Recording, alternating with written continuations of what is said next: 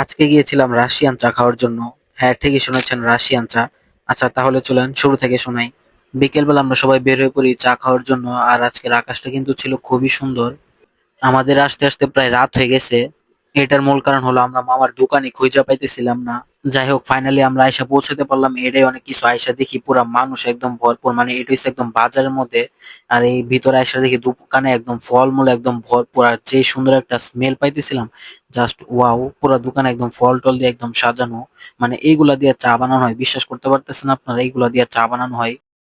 আর দোকানের বাইরে একদম বড় ব্যানার মধ্যে লেখা আছে কত রকমের চার কি দাম সেগুলার।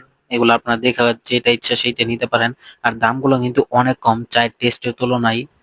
আর চায়ের টেস্ট যে কিরকম সেটা তো আপনারা মানুষজন দেখে বুঝতে পারতেছেন। ফাইনালি আমাদের চলে আসলো সেই রাশিয়ান চা, মানে এটার আসলে নাম ড্রাগন চা, আমরা ভালোবেসে নাম দিছি রাশিয়ান চা।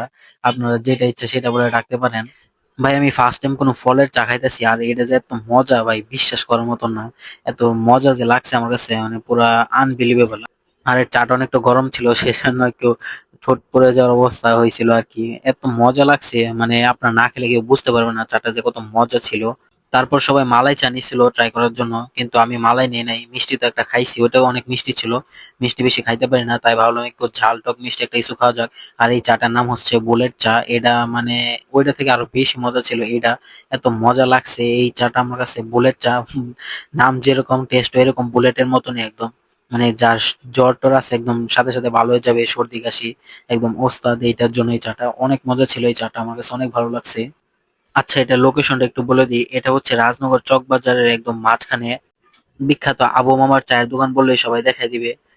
আর আজকে ভিডিওটা এতটুকু পর্যন্তই। সবাই ভালো থাকবেন, আর চা খেতে আসতে কিন্তু বলবেন না।